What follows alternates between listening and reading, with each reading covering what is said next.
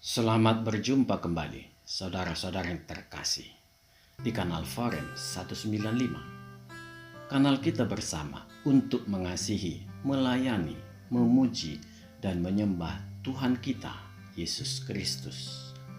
Damai kasih Allah menyertai kita semua.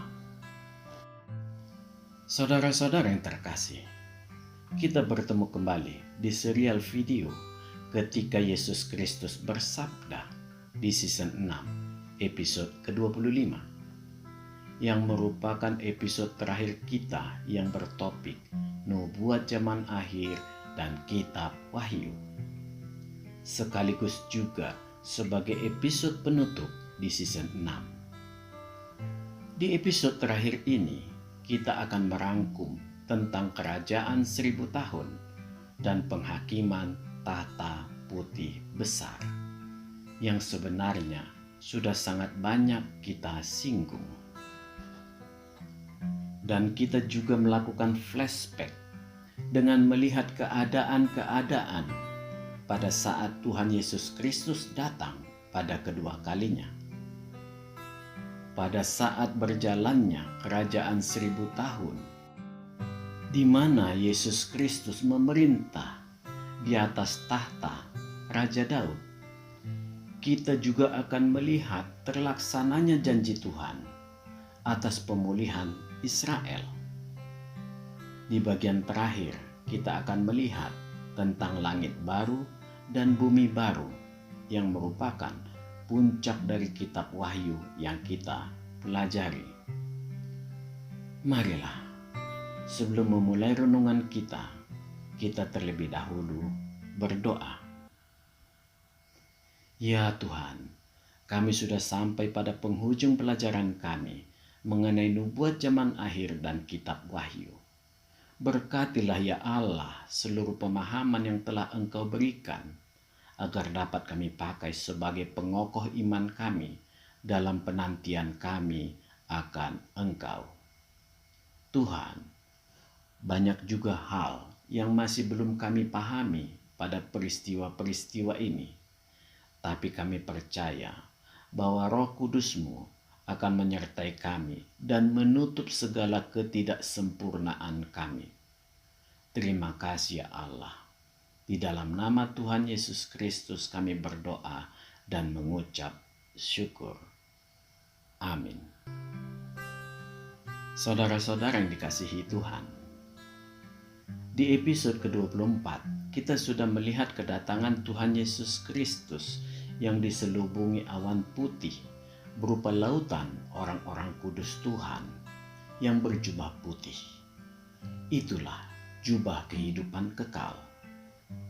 Dia juga digambarkan menggunakan pakaian kebesarannya dengan mahkota dan menunggang kuda putih. Dia juga disertai pasukan bala tentara sorga dengan tujuan menghukum bumi, membinasakan antikristus dan nabi palsu, serta menghancurkan Babel, baik sebagai sebuah kota besar maupun Babel sebagai sebuah agama yang menjadi pusat sumber roh jahat yang melakukan ritual agama kegelapan yang kesemuanya bertujuan menentang kuasa rohani Allah Yahweh.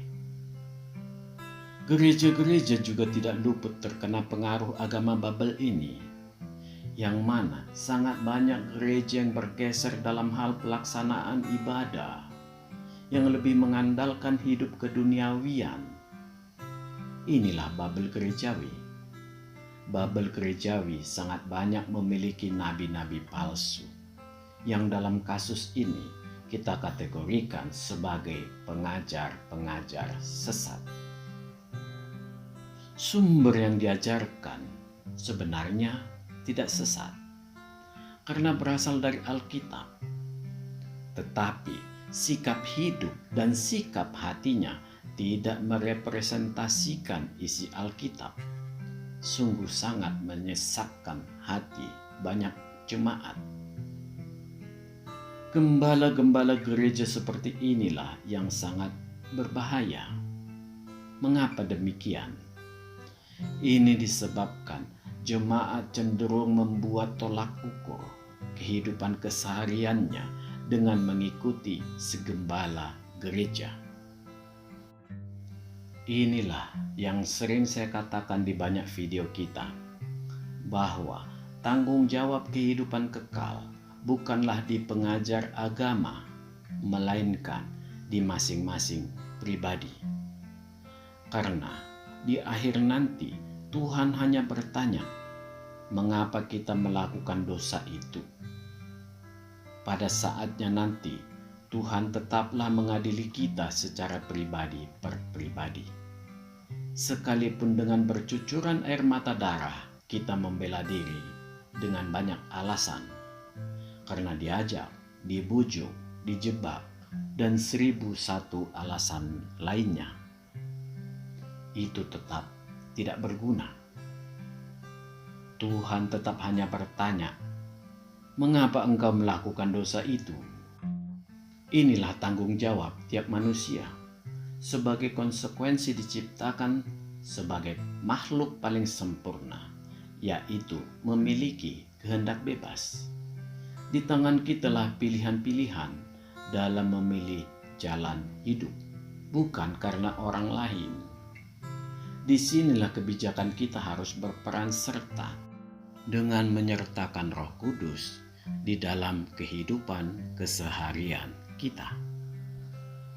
Dengan demikian, kehendak bebas itu tidak menjadi liar, melainkan sudah berupa kehendak bebas dari hasil berdiskusi dengan Tuhan melalui hati nurani yang murni kita.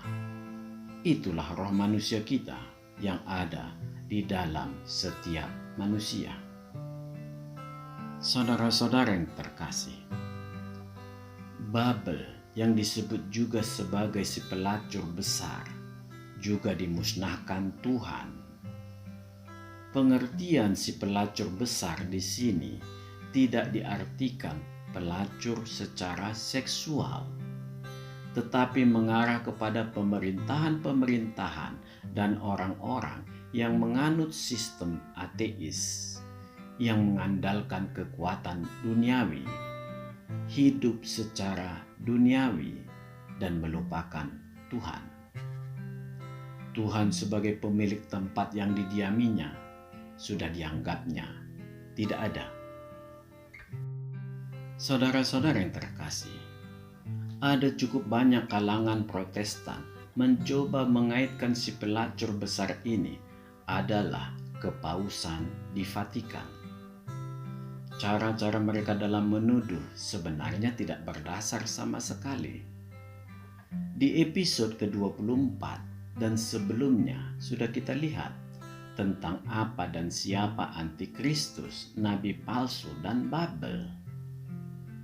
3 elemen pengertian Babel juga sudah kita bahas, dan semua tidak ada yang mengarah kepada kepausan. Ada video yang menghitung tulisan di mahkota paus, di mana setiap huruf dikonversi menjadi bilangan yang diartikan bahwa paus adalah wakil putra Tuhan yang berbilangan 666. Cara yang mereka lakukan seperti ini tidaklah tepat, karena kelahiran antikristus dengan sejarah kepausan juga bertolak belakang. Bila secara sembarangan menuduh, akan banyak orang yang bila namanya dikonversi akan berjumlah 666 juga. Zaman berkembang pesat dan tidak ada lagi celah yang bisa membodohi manusia, terlebih di kalangan umat Tuhan, yaitu kekristenan. Entah dari denominasi manapun, Tuhan tidak mengenal denominasi. Yang Dia kenal adalah gereja, tempat jemaat yang dikasihinya bersekutu dalam kasih persaudaraan. Inilah ciri jemaat Philadelphia. Pengenalan akan Tuhan akan semakin membebaskan dan menghidupkan daya pikir kita. tidak ada lagi bebanku. Justru yang muncul adalah yang sebaliknya, yaitu kelahiran baru, akal, budi, yang sulit untuk dikalibrasi ulang. Hanyalah para penganut agama jimat. Dikarenakan akal budi penganut agama ini sudah menuju hilang dan semakin mengarah ke mati.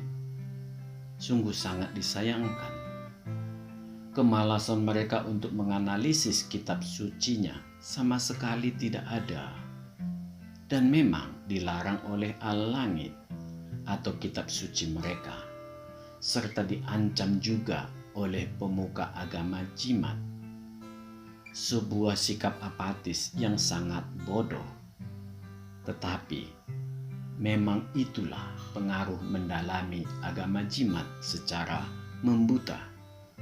Dikarenakan kekeliruan-kekeliruannya sangat banyak dan sangat terbuka. Hal yang sebaliknya diminta Tuhan dari umat Kristen agar semakin mengenalinya.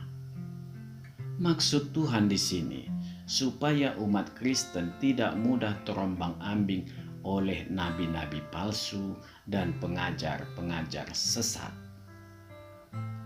Orang Kristen harus mengenal Tuhan Yesus Kristus adalah gembala yang sejati, gembala yang bersedia mati demi menyelamatkan umatnya, bukan menjadi gembala yang malah menuntut dilayani dan memperoleh persentase kenikmatan duniawi yang lebih banyak dari para umatnya. Tidak ada yang bisa diharapkan dari nabi model seperti ini. Segala yang diajarkannya adalah kesesatan belaka. Segala petunjuk kehidupan darinya sudah pasti kesesatan juga, sekalipun diklaim berasal dari langit. Seharusnya sebuah kitab suci tidak dimungkinkan untuk mengandung kesalahan.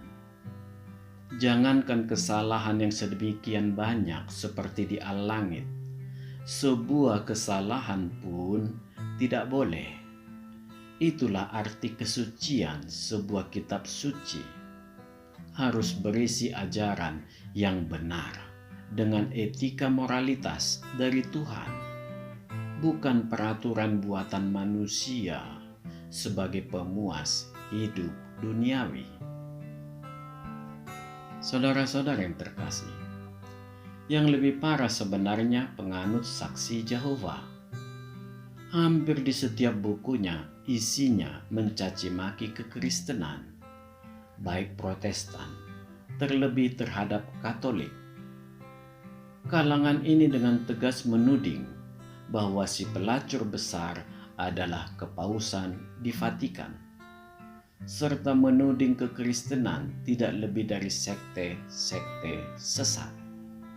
Sungguh patut disayangkan. Mereka mengaku sebagai pewaris sorga melalui jalur yang mereka klaim sebagai jalur Rasul Yohanes. Anehnya, mereka tidak mendalami bahwa Yohanes adalah murid Tuhan yang paling sering membahas tentang kasih.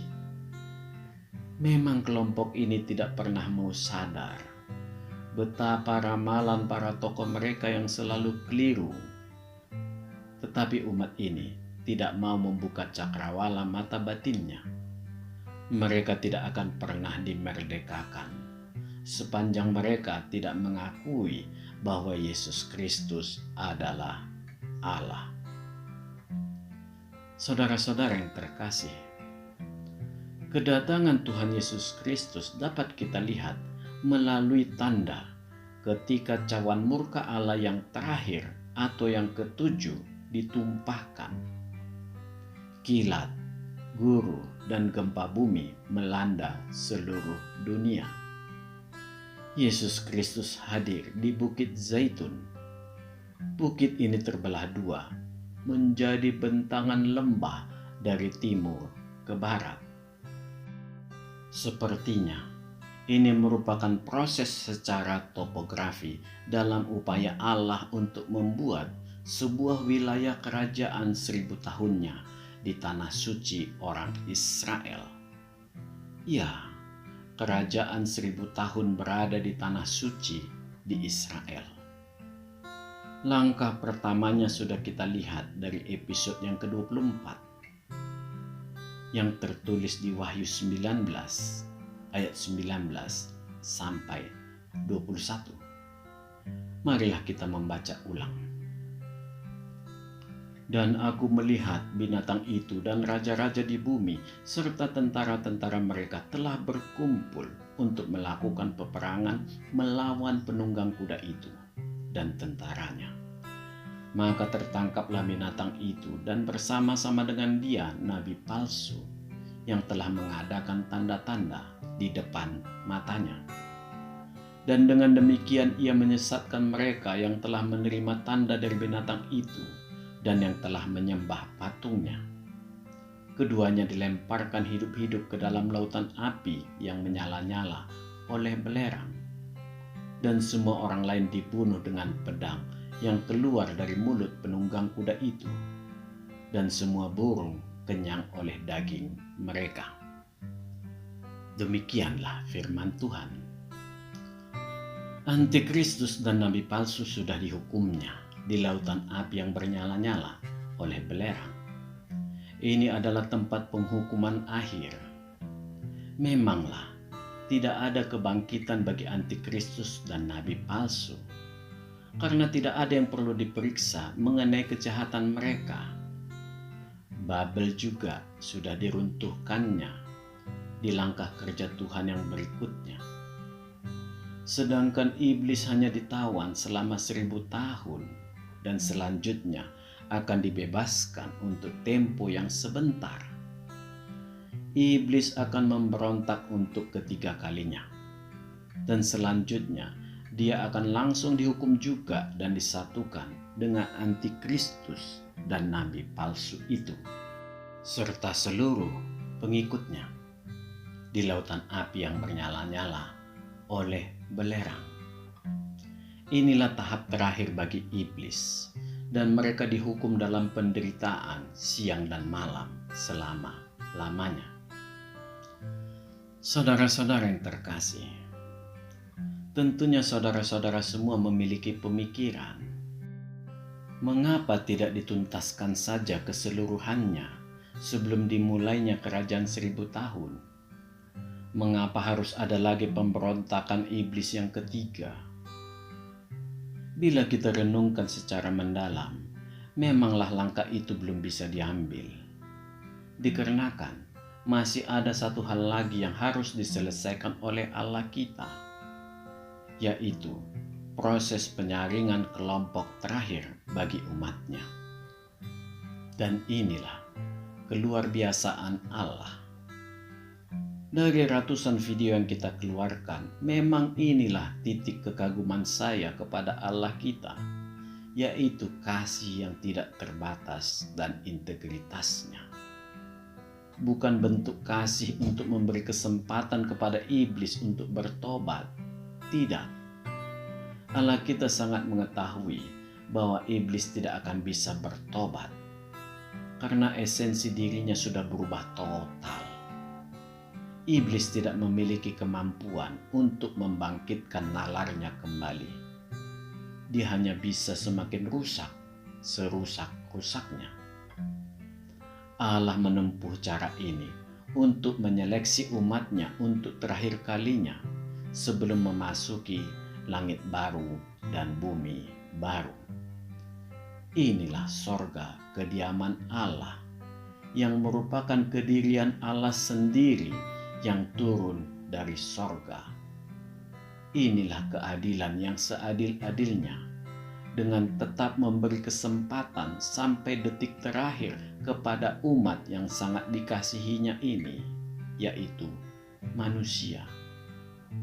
Dengan demikian, seluruh mata manusia dapat melihat keadilan Allah yang begitu agung, dan tidak seorang pun manusia yang dapat membantah itu.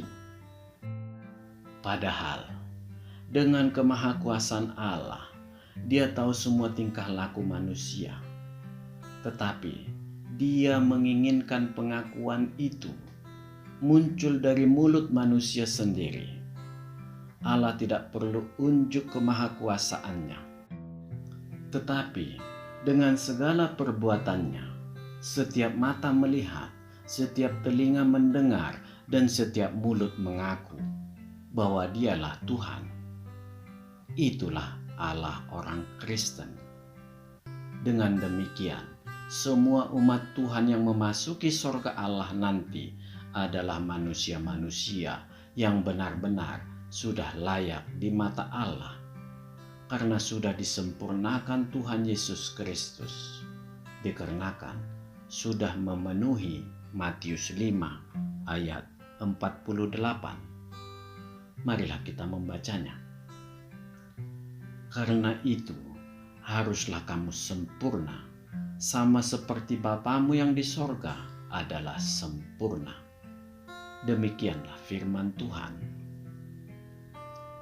Saudara-saudara yang dikasihi Tuhan, mengenai kehidupan di kerajaan 1000 tahun, banyak kita peroleh nubuatannya di Alkitab. Ada beberapa ayat nanti yang akan kita ambil, dan selebihnya saya memohon agar saudara mau membacanya sendiri. Ada hal yang harus kita simak secara seksama di periode akhir kesengsaraan besar dan menjelang kerajaan 1000 tahun. Marilah kita mencoba membreakdown manusia-manusia yang ada dan membaginya pada 3 kelompok. Kelompok pertama, berdasarkan peristiwa kebangkitan dan pengangkatan sebelum kerajaan 1000 tahun. Ada 6 kelompok yang akan memasuki kerajaan 1000 tahun ini, dan mereka semua sudah dikuduskan Yesus Kristus dan sudah mengenakan pakaian jubah kemuliaan yang berwarna putih. Itulah jubah kehidupan kekal. Kelompok ini tidak akan mengalami kebangkitan yang kedua lagi, karena sudah memiliki hidup kekal, artinya tidak akan mengalami kematian lagi. Di episode ke-24 kita sudah membahas kelompok ini, yaitu kebangkitan pertama adalah kebangkitan Yesus Kristus. Kebangkitan kedua adalah kebangkitan martir Tuhan. Kebangkitan ketiga adalah kebangkitan di periode pengangkatan gereja. Kebangkitan keempat adalah kebangkitan yang terjadi secara khusus pada 2 orang saksi Tuhan. Kebangkitan kelima adalah kebangkitan setelah periode kesengsaraan besar. Kebangkitan keenam adalah kebangkitan orang kudus perjanjian lama. Kelompok kedua adalah kelompok yang belum dibangkitkan dan tidak akan dibangkitkan sebelum berakhir masa kerajaan 1000 tahun. Artinya, ini adalah kelompok pengikut iblis dan sudah pasti tidak dapat memasuki kerajaan 1000 tahun. Kelompok ketiga adalah kelompok yang masih hidup dan keluar dari kesengsaraan besar. Kelompok ini adalah kelompok yang belum mengenakan pakaian kemuliaan dan belum memperoleh kehidupan kekal. Dikarenakan inilah, mereka tidak memasuki kerajaan 1000 tahun di tanah suci. Sekalipun demikian, mereka masih menempati bumi sebagaimana sebelumnya sampai habis masa 1000 tahun. Dan dunia yang mereka tempati adalah bumi yang sudah rusak binasa, dan mereka hidup sebagaimana sebelumnya, yang sangat berbeda dengan situasi di dalam kerajaan 1000 tahun. Sekalipun dimungkinkan lingkungan hidup mereka perlahan-lahan akan dimulai pembenahan. Saudara-saudara yang terkasih, banyak ayat yang menggambarkan bahwa Yesus Kristus akan memerintah di dunia ini secara fisik. Bahkan, pemerintahannya akan dijalankan Tuhan di atas tahta Raja Daud. Jadi, kerajaan 1000 tahun adalah kerajaan yang beribu kota Yerusalem, berdiri di wilayah Israel. Raja Daud sendiri akan memerintah sebagai rekan kerja Yesus Kristus di bumi. Saya sangat berharap agar saudara tidak mencampur adukan antara kerajaan 1000 tahun dengan kehidupan di langit baru dan bumi baru. Itu adalah dua hal yang sangat berbeda jauh. Saya mengulangi, itu adalah dua hal yang sangat berbeda jauh. Nanti akan kita lihat di bahasan langit baru dan bumi baru. Kerajaan 1000 tahun adalah miniatur yang kedua, langit baru dan bumi baru, setelah yang pertama, Taman Eden. Tetapi, masih ada wilayah bumi yang ditempati oleh orang-orang yang belum diselamatkan. Itulah wilayah di luar kerajaan Daud. Kerajaan 1000 tahun ini bukan sekedar kerajaan rohani semata, melainkan diselenggarakan secara fisik dan politik pemerintahan. Saudara-saudara yang terkasih, saudara semua dapat melihat bagaimana Yerusalem menyambut raja yang baru yang memperlihatkan bahwa ini terjadi di masa kerajaan 1000 tahun. Seperti tertulis di Mazmur 24 ayat 9-10. Jadi, memang belum pernah terjadi sama sekali. Mazmur 72 lebih mempertegas lagi. Di ayat 2 memperlihatkan Yesus Kristus akan datang untuk menghakimi. Di ayat 4-5 memperlihatkan keadilan dan lamanya masa pemerintahan Tuhan. Di ayat 8-11 memperlihatkan cakupan pemerintahannya di bumi. Di ayat 12-16 memperlihatkan sebuah pemerintahan yang penuh dengan kebaikan dan kelimpahan. Di ayat 19 memperlihatkan kemuliaan Tuhan. Kitab Yesaya 11 ayat 1-16 dan dilanjutkan ke pasal 12 ayat 1-6 memperlihatkan ketentraman di pemerintahan masa 1000 tahun. Marilah kita membaca dari Yesaya 11 ayat 9. Tidak ada yang akan berbuat jahat atau yang berlaku busuk di seluruh gunungku yang kudus. Sebab seluruh bumi penuh dengan pengenalan akan Tuhan, seperti air laut yang menutupi dasarnya. Marilah kita lihat di Yesaya 65 ayat 21-25. Di sini kita bisa melihat kegiatan atau aktivitas di kerajaan ini yang sama seperti kehidupan manusia sebelumnya di bumi, tetapi dalam bentuk kesempurnaan sebuah pemerintahan. Marilah kita membacanya. Firman Tuhan, mereka akan mendirikan rumah-rumah dan mendiaminya juga. Mereka akan menanami kebun-kebun anggur dan memakan buahnya juga. Mereka tidak akan mendirikan sesuatu supaya orang lain mendiaminya, dan mereka tidak akan menanam sesuatu supaya orang lain memakan buahnya. Sebab umur umatku akan sepanjang umur pohon, dan orang-orang pilihanku akan menikmati pekerjaan tangan mereka. Mereka tidak akan bersusah payah dengan percuma, dan tidak akan melahirkan anak yang akan mati mendadak, sebab mereka itu keturunan orang-orang yang diberkati Tuhan, dan anak cucu mereka akan beserta mereka.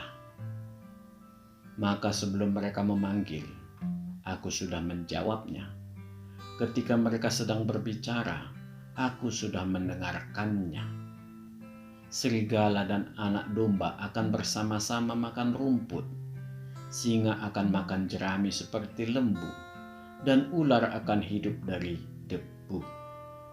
Tidak ada yang akan berbuat jahat atau yang berlaku busuk di segenap gunungku yang kudus. Di kitab Zakaria 2 ayat 10-12 juga menubuatkan hal yang sama. Marilah kita kembali membaca. Bersorak-sorailah dan bersukarialah, hai putri Sion, sebab sesungguhnya aku datang dan diam di tengah-tengahmu, demikianlah firman Tuhan. Dan banyak bangsa akan menggabungkan diri kepada Tuhan pada waktu itu, dan akan menjadi umatku, dan aku akan diam di tengah-tengahmu. Maka engkau akan mengetahui bahwa Tuhan semesta alam yang mengutus aku kepadamu, dan Tuhan akan mengambil Yehuda sebagai miliknya di tanah yang kudus, dan ia akan memilih Yerusalem pula. Demikianlah firman Tuhan. Kitab-kitab Perjanjian Baru juga sangat banyak memperlihatkan keadaan-keadaan pemerintahan 1000 tahun ini. Dan sebenarnya sudah cukup banyak kita singgung di episode-episode yang lalu.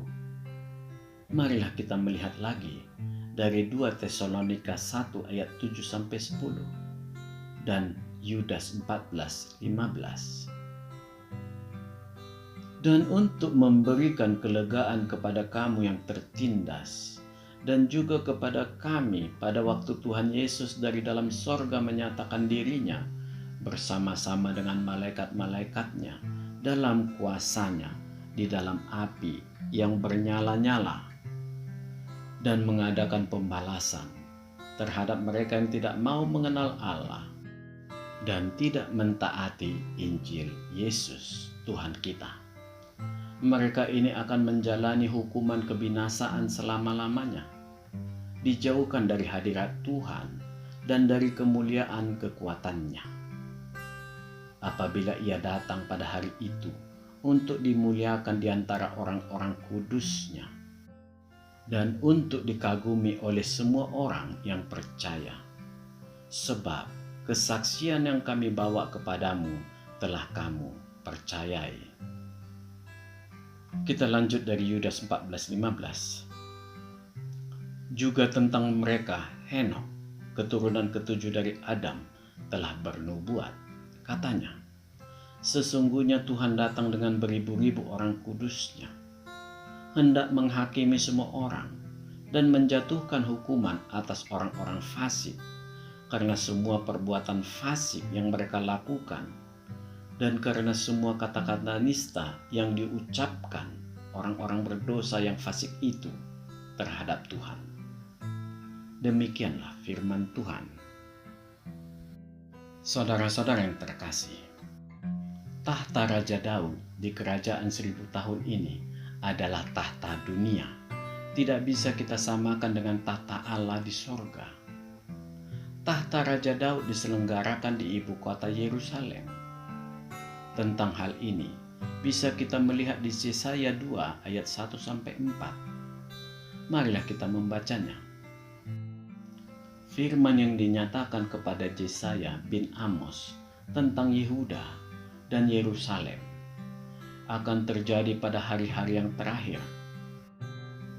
Gunung tempat rumah Tuhan akan berdiri tegak di hulu gunung-gunung dan menjulang tinggi di atas bukit-bukit. Segala bangsa akan berduyun-duyun ke sana, dan banyak suku bangsa akan pergi serta berkata, "Mari kita naik ke gunung Tuhan, ke rumah Allah Yakub, supaya ia mengajar kita tentang jalan-jalannya, dan supaya kita berjalan menempuhnya. Sebab dari Sion akan keluar pengajaran dan firman Tuhan dari Yerusalem. Ia akan menjadi hakim antara bangsa-bangsa, dan akan menjadi wasit bagi banyak suku bangsa. Maka mereka akan menempa pedang-pedangnya menjadi mata bajak, dan tombak-tombaknya menjadi pisau pemangkas. Bangsa tidak akan lagi mengangkat pedang terhadap bangsa, dan mereka tidak akan lagi belajar perang." Demikianlah firman Tuhan. Saudara-saudara yang terkasih, Masa pemerintahan 1000 tahun ini sekaligus adalah masa pemulihan Israel. Mereka telah dikumpulkan dari seluruh dunia untuk yang terakhir kali dan selamanya. Ini bisa kita lihat di Yeskiel 39 ayat 25 sampai 29 serta dari Amos 9 ayat 15. Pemerintahan yang penuh kemuliaan seperti janji Allah kepada Raja Daud di Yeremia 23 ayat 5 sampai 8. Dan juga penggabungan kembali dua kerajaan yang terbelah, yaitu Israel Utara beribu kota Samaria dan Israel Selatan, yaitu kerajaan Yehuda yang beribu kota di Yerusalem. Ini tertulis di Yeskiel 37 ayat 21 sampai 22. Untuk menggenapi janji kepada bangsa Israel inilah, maka Allah akan membangkitkan Raja Daud untuk memerintah bersama Tuhan Yesus Kristus. Ini tertulis di Yeremia 30 ayat 9. Yeremia 33 ayat 15 sampai 17. Yeskiel 34 ayat 23 sampai 24 dan Hosea 3 ayat 5. Saudara-saudara yang terkasih, hidup di kerajaan 1000 tahun adalah hidup secara fisik dengan Tuhan Yesus Kristus. Bila kita renungkan secara mendalam, kita sudah bersama dengan Dia seperti yang dinubuatkan Alkitab. Bahkan hampir seluruh Alkitab menggambarkan tentang segala apa yang telah diperbuatnya dan rencana-rencananya. Di beberapa video saya mengajak saudara semua untuk mau membaca dan merenungkan Alkitab selagi kita masih hidup. Karena setelah kita mati, Alkitab sudah tidak berguna lagi bagi kita. Untuk kita yang diselamatkan Tuhan, seluruh isi Alkitab itu sudah berdiri di hadapan kita. Bahkan, Alkitab bersaksi ada suatu fase di mana Yesus Kristus akan melakukan transformasi rohania, di mana isi Alkitab ditanamkan di dalam batin kita semua. Ini bisa kita lihat di Yeremia 31 ayat 33 sampai 34. Di samping itu, pribadi ketiga dari Trinitas, yaitu Roh Kudus, akan mendiami semua orang yang telah diselamatkan di kerajaan 1000 tahun. Ini tertulis di Yeskiel 36 ayat 27. Yeskiel 37 ayat 14. Marilah kita membaca dari Yeskiel 36 ayat 24 sampai 27. Aku akan menjemput kamu dari antara bangsa-bangsa dan mengumpulkan kamu dari semua negeri dan akan membawa kamu kembali ke tanahmu. Aku akan mencurahkan kepadamu air jernih yang akan mentahirkan kamu dari segala kenajisanmu dan dari semua berhala-berhalamu. Aku akan mentahirkan kamu. Kamu akan kuberikan hati yang baru dan roh yang baru di dalam batinmu. Dan aku akan menjauhkan dari tubuhmu hati yang keras, dan kuberikan kepadamu hati yang taat. Rohku akan kuberikan diam di dalam batinmu. Dan aku akan membuat kamu hidup menurut segala ketetapanku, dan tetap berpegang pada peraturan-peraturanku dan melakukannya. Demikianlah firman Tuhan. Saudara-saudara yang terkasih, ketika Yesus Kristus memerintah, seluruh keadilan, kedamaian, dan kemakmuran tercapai di kerajaan 1000 tahun. Dari sinilah Yesus Kristus mengontrol kehidupan seluruh bumi. Kita ulangi, seluruh bumi. Saudara dapat menambahkan tentang kemakmuran-kemakmuran melalui Yeremia 31 ayat 12 sampai 14. Yesaya 35 ayat 5 sampai 7. Yesaya 65 ayat 18 sampai 23. Jadi, sekalipun wilayah tahta 1000 tahun Raja Daud memiliki teritorial, tetapi pengaruhnya berdampak ke seluruh bumi. Saudara-saudara yang terkasih, banyak para ahli mengatakan bahwa orang-orang yang terseret arus pemberontakan iblis yang ketiga kalinya berasal dari penduduk kerajaan 1000 tahun. Saya menolak pendapat ini sama sekali. Karena mereka sudah memperoleh kemuliaan Tuhan, sudah dikuduskan Tuhan, dan tidak akan dilepaskan Tuhan lagi dari genggaman Tuhan. Inilah janji Tuhan. Jadi, kelompok yang memberontak ini bukan berasal dari kerajaan 1000 tahun, tetapi dari kelompok orang yang lolos dari kematian di kesengsaraan besar. Inilah kelompok yang ketiga yang saya maksud di atas tadi. Kelompok yang ketiga ini mau tidak mau memperoleh kehidupan tentram juga, sekalipun tempat yang mereka diami di luar wilayah kerajaan Daud sudah sangat rusak. Bahkan memungkinkan mereka mengalami mutasi genetika, dikarenakan kengerian malapetaka yang mereka alami ketika di kesengsaraan besar. Kehidupan damai ini terjadi karena iblis dihukum selama 1000 tahun juga. Jadi, tidak ada sumber utama pemicu kejahatan. Kehidupan mereka jalani sebagaimana wajarnya, dari lahir sampai mati, dan begitu terus selama 1000 tahun. Sehingga mereka bertambah menjadi sangat banyak. Ketika iblis dilepaskan setelah masa hukumannya berakhir, seperti tertulis di Wahyu 20 ayat 3, iblis mengambil kesempatan melalui rasa tidak puas akibat ketimpangan hidup yang dialami kelompok ketiga ini. Iblis mengajak mereka memberontak. Mereka menyerbu Yerusalem.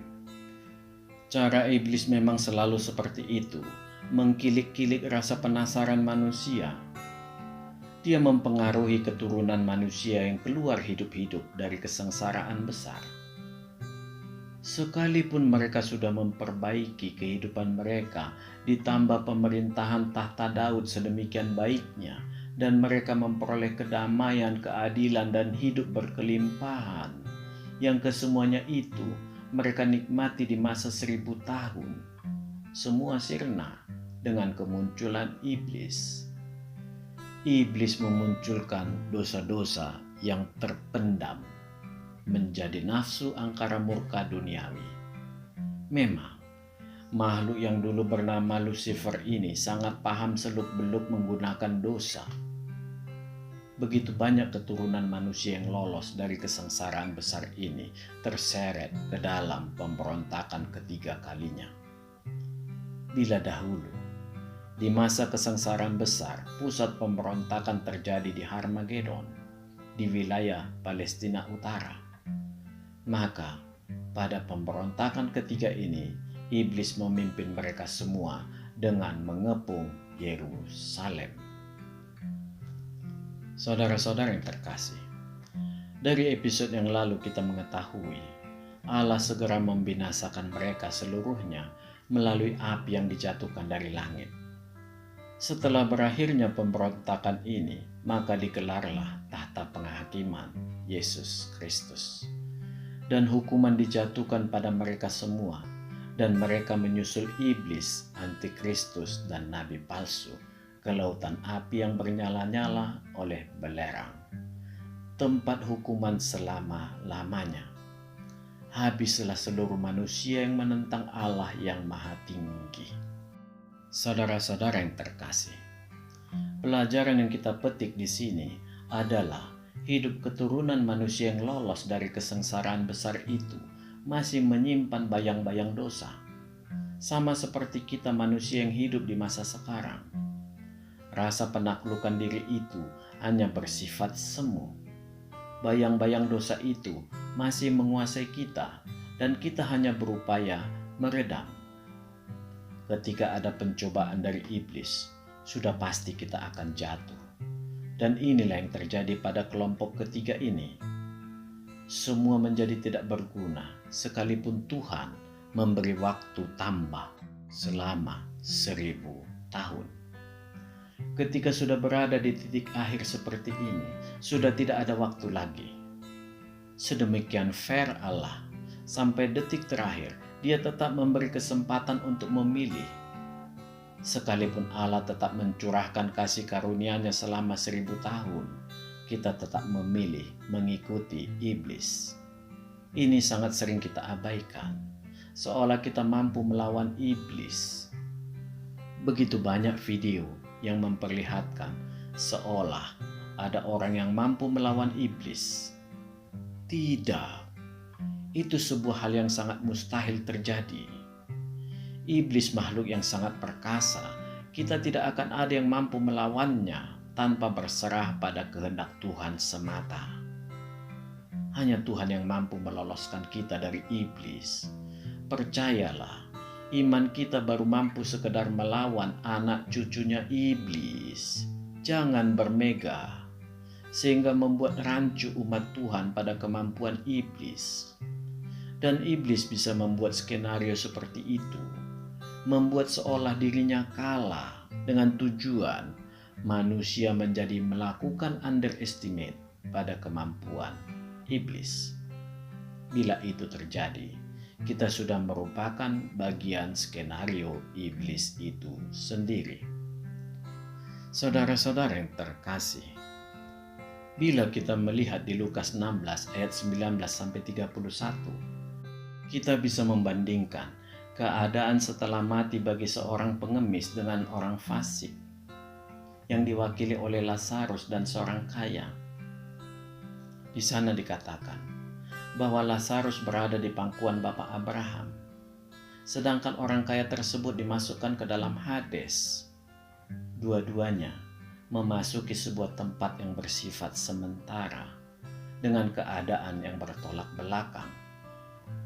Setelah pemberontakan yang ketiga, iblis langsung dihukum, seperti tertulis di Wahyu 20 ayat 10, juga di Matius 25 ayat 41. Sedangkan manusia-manusia fasik dibangkitkan, baik yang mati sebelum dan sesudah kesengsaraan besar, sampai ke pemberontakan iblis yang ketiga.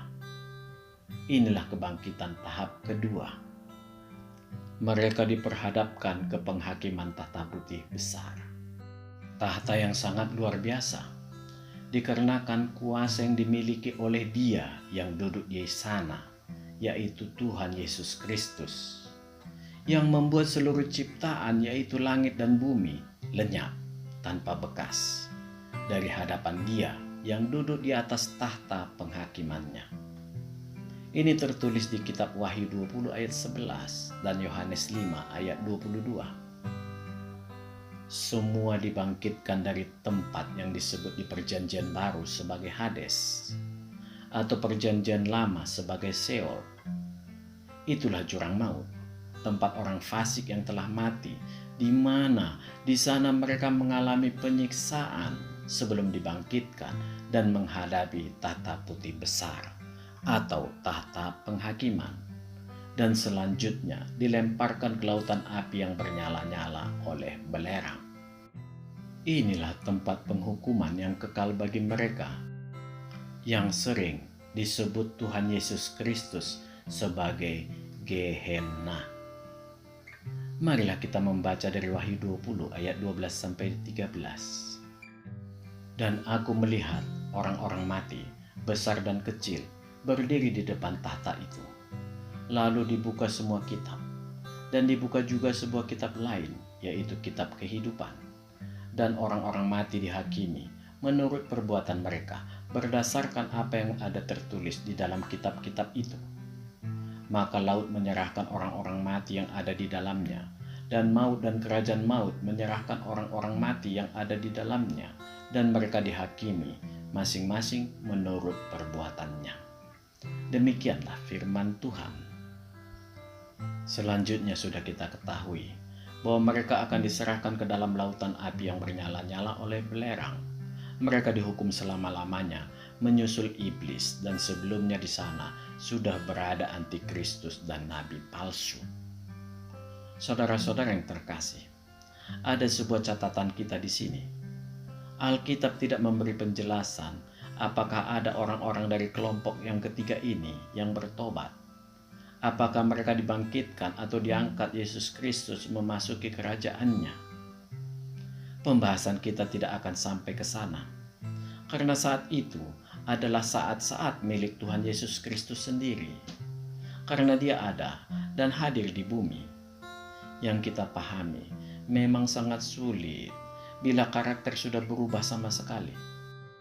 Bagaikan iblis sendiri, dihukum 1000 tahun juga tidak memiliki pikiran lagi untuk bertobat. Yang ada hanya kejahatan belaka. Saudara-saudara yang dikasihi Tuhan, Kitab Wahyu 20 ayat 11 sekaligus memberi gambaran bahwa Allah akan menggantikan langit dan bumi yang lama menjadi langit dan bumi yang baru yang diturunkan Allah dari sorga. Hal ini memerlukan perenungan yang sangat mendalam. Seperti apakah keadaan ini? Apakah ini bisa kita sebut sorga Allah? Saudara-saudara yang terkasih, mari kita lanjutkan dari Wahyu 21 ayat 1 dan 2 Petrus 3 ayat 10 sampai 12. Lalu aku melihat langit yang baru dan bumi yang baru. Sebab langit yang pertama dan bumi yang pertama telah berlalu, dan laut pun tidak ada lagi. Tetapi hari Tuhan akan tiba seperti pencuri. Pada hari itu langit akan lenyap dengan gemuruh yang dahsyat, dan unsur-unsur dunia akan lenyap, dan nyala api dan bumi dan segala yang ada di atasnya akan hilang lenyap.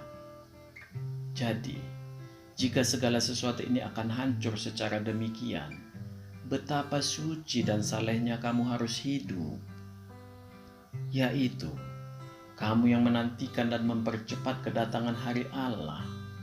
Pada hari itu, langit akan binasa dalam api dan unsur-unsur dunia akan hancur karena nyalanya. Demikianlah firman Tuhan. Bacaan-bacaan kita ini semua mengindikasikan bahwa langit baru, bumi baru, dan Yerusalem baru bukanlah ciptaan yang baru dibuat sebagai pengganti, melainkan sebuah penglihatan keadaan yang sebelumnya sudah ada di sorga, yang sama sekali berbeda dengan yang sebelumnya.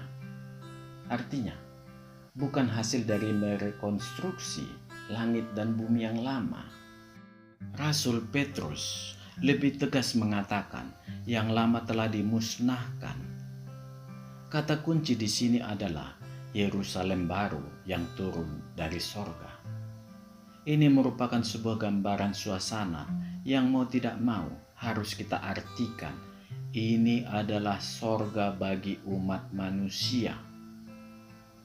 Dasar pemikiran kita adalah yang jelas, langit dan bumi baru bukan di sorga, tempat asal Yerusalem baru.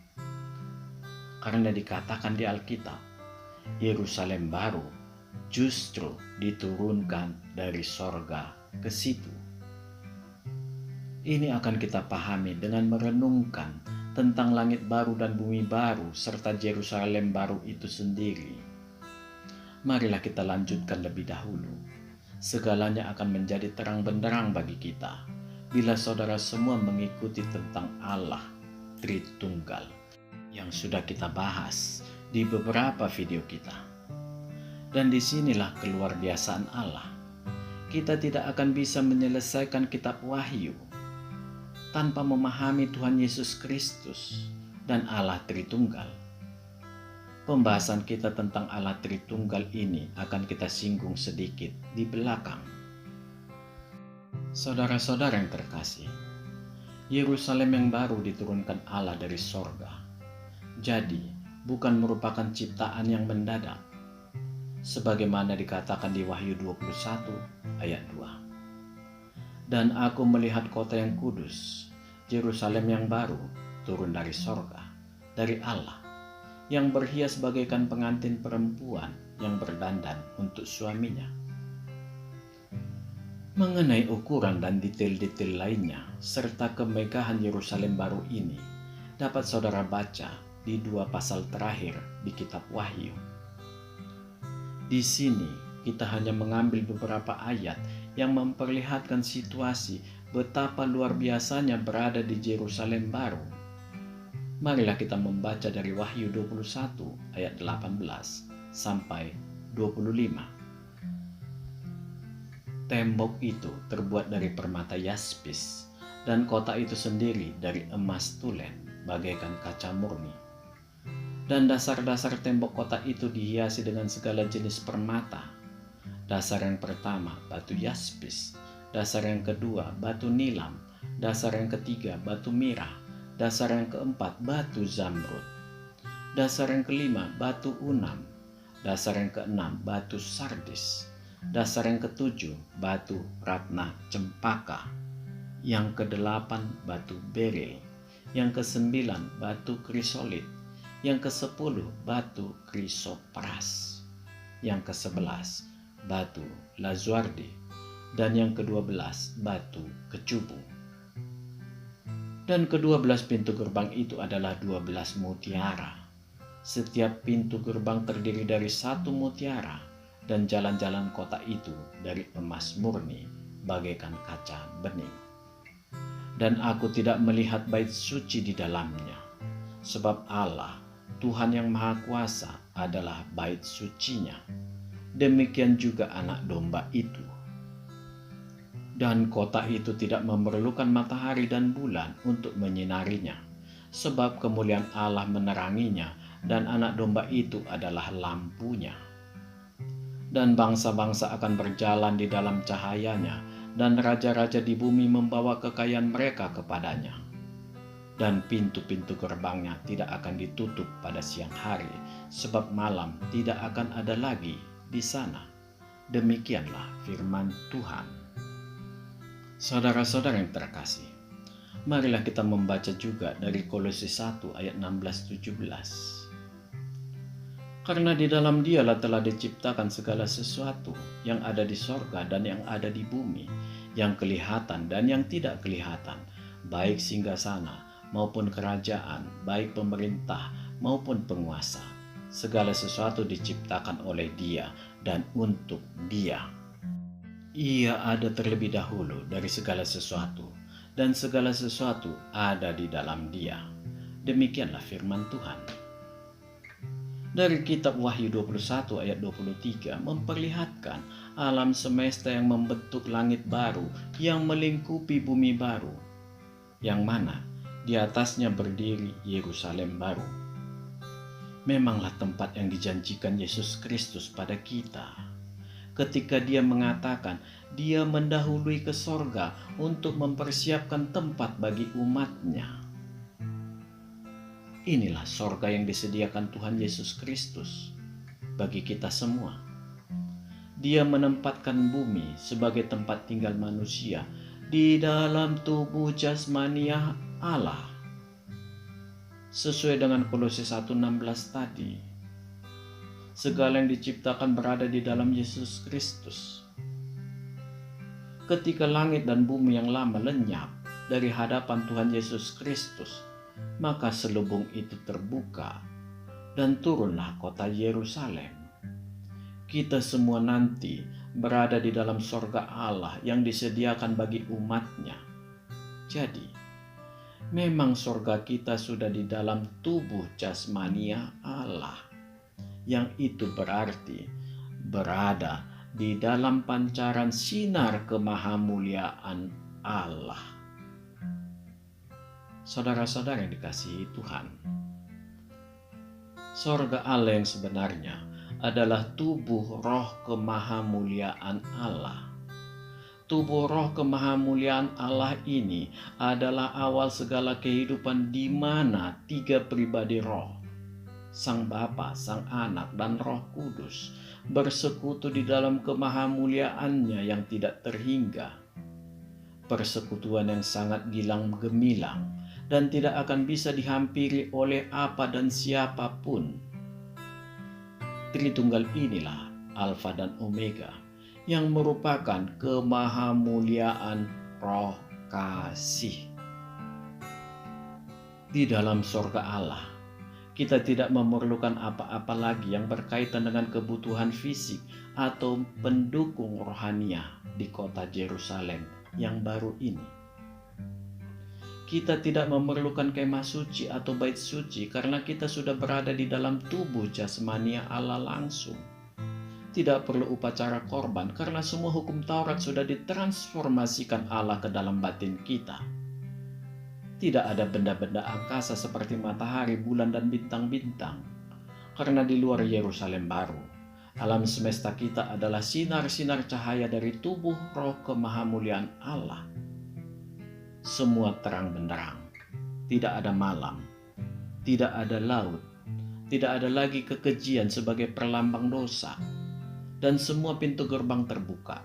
Semua itu tidak kita perlukan lagi, karena kita semua sudah berada di dalam kepenuhan Tuhan Yesus Kristus. Karena di dalam firman Allah yang hidup inilah, atau di dalam anak domba Allah inilah, kepenuhan Allah Tritunggal berada. Dialah Allah Tritunggal yang bisa kita lihat. Semua kita hidup di dalam mata air kehidupan Allah, penuh kelimpahan hidup rohani. Karena Allah kita hidup, dan dialah kehidupan itu sendiri. Terpujilah Allah Bapa, terpujilah Tuhan Yesus Kristus, dan terpujilah Roh Kudus selama-lamanya. Amin. Tuhan kiranya memberkati kita semua. Marilah kita berdoa. Ya Tuhan, kami sudah menuntaskan seluruh pembelajaran kami di season 6 ini.